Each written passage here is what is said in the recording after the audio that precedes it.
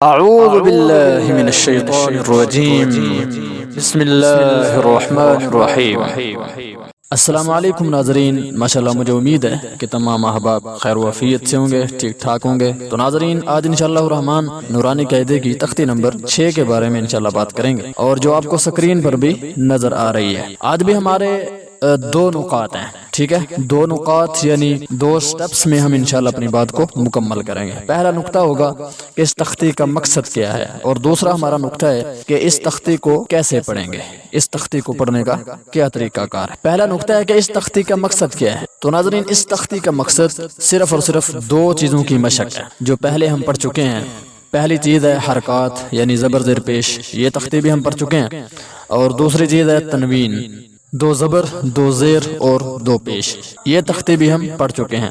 تو ناظرین، اس تختی میں ان دو چیزوں کو استعمال کیا گیا ہے تاکہ ان کی اچھی طرح پہچان کی جا سکے اور مشق کی جا سکے۔ تو ناظرین، دوسرا نقطہ ہے کہ اس کو پڑھنا کیسے ہے۔ تو ناظرین، اس کو ہجے کر کے یعنی جوڑ کر کے پڑھا اور پڑھایا جائے۔ اور آپ یہ بھی جانتے ہیں کہ ہم نے بتایا تھا کہ کوئی بھی حرکت اور تنوین والا حرف لمبا نہیں کیا جاتا۔ تو اس تختی میں کوئی ایک حرف بھی ایسا نہیں ہے جو لمبا ہوتا ہو۔ ایک لفظ ہے جو بظاہر لمبا ہونے والا لگتا ہے لیکن اسے بھی لمبا نہیں کرنا، وہ آپ کو سکرین پر بھی نظر آ رہا ہے، حمزہ زبر آ، نون زبر نا، انا۔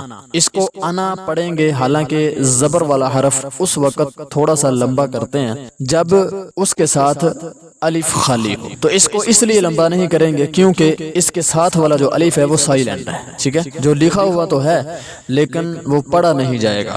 تو اس کو انا پڑھیں گے، ٹھیک ہے، جوڑ کرتے وقت بھی الف نہیں پڑھیں گے اور ویسے پڑھتے وقت بھی الف نہیں پڑھیں گے، ٹھیک ہے ناظرین۔ اب آپ سکرین پر دیکھیں، میں کچھ الفاظ آپ کو پڑھ کر دکھاتا ہوں، سناتا ہوں، تاکہ آپ کو معلوم ہو جائے کہ آپ خود اور اپنے بچوں کو اس تختی کو کیسے پڑھا سکتے ہیں، ٹھیک ہے ناظرین۔ پہلا لفظ ہے حمزہ زبر آ، با زبر با، دال دو زبر دن۔ اب یہاں پر شروع والے الف کو حمزہ پڑھیں گے کیونکہ جس الف پر مد کے علاوہ کوئی چیز اور آ جائے تو وہ الف حمزہ بن جاتا ہے، ٹھیک ہے، اس کی وضاحت میں پہلے بھی کر چکا ہوں۔ تو یہ اگر خالی ہوتا تب اس کو الف پڑھنا تھا، اب جب کہ یہ خالی نہیں ہے تو اس کو حمزہ پڑھیں گے، ٹھیک ہے ناظرین۔ اسی طرح بارہ راتین ہے، اس کا جوڑ اور ہجے اس طرح کریں گے، با زبر با، را زبر را، بارہ، را زبر را، بارہ را، تا دو زیر تین، بارہ راتین۔ اب اس کو بارہ راتین یا بارہ راتین اگر لمبا کریں گے تو یہ غلط ہو جائے گا، ٹھیک ہے، بغیر کسی لمبا کرنے کے، ٹھیک ہے، بغیر کسی کھچاؤ کے پڑھیں گے، ٹھیک ہے۔ کیسے؟ با زبر با، را زبر را، بارہ، را زبر را، بارہ را، تا دو زیر تین، بارہ را تین۔ تو ناظرین، اب وہ الفاظ آپ کو پڑھ کر سناتے ہیں جو اکثر بچے اور بڑے غلط پڑھ دیتے ہیں، یعنی کہ لمبا کر دیتے ہیں۔ جیسے آپ سکرین پر دیکھیں، ایک لفظ ہے تو اپشتو، واو دو زبر ون، تو ون۔ تو میں نے تنوین کے سبق میں وضاحت بھی کی تھی کہ دو زبروں کے ساتھ کبھی الف اور کبھی یا لکھا ہوا ہوتا ہے، تو ہجے کرتے وقت یعنی جوڑ کرتے وقت نہ تو الف پڑھتے ہیں اور نہ ہی یا پڑھتے ہیں۔ تو کیسے پڑھیں گے؟ تو اپشتو، واو دو زبر ون، بغیر یا کے پڑھیں گے تو اپشتو، واو دو زبر ون، تو ون۔ تو اکثر بچے کیا پڑھ دیتے ہیں؟ تو ون یا پھر تو ون، واو کے اوپر شاد پڑھ دیتے ہیں، ٹھیک ہے۔ پڑھنا بھی نرمی سے ہے اور بغیر لمبا کیے، کیسے؟ تو ون۔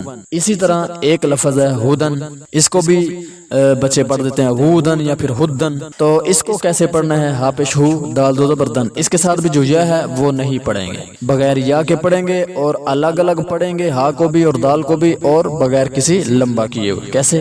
ہا پیش ہو، دال دو زبر دن، ہدن۔ تو پیارے ناظرین، یہ تھا آج کا چھوٹا سا سبق۔ ہم نے دو چیزیں آپ کے سامنے پیش کی ہیں۔ نمبر ایک، اس تختی کا مقصد کیا ہے وہ بیان کیے ہے۔ نمبر دو، اس تختی کو کیسے پڑھنا ہے، اس کو پڑھنے کا طریقہ کار کیا ہے، ٹھیک ہے ناظرین۔ آپ اچھے انداز میں اپنے بچوں کو بھی پہچان کروائیں۔ تو ناظرین، ملتے ہیں انشاءاللہ پھر کسی اگلی ملاقات میں، تب تک کے لیے اپنا خیال رکھیں، اپنے پیاروں کا خیال رکھیں، اور اپنی دعاؤں میں مجھے بھی یاد رکھیں۔ اللہ تعالیٰ آپ کو خوش رکھے، آباد رکھے، اللہ سونے کے حوالے۔ السلام علیکم ورحمۃ اللہ وبرکاتہ۔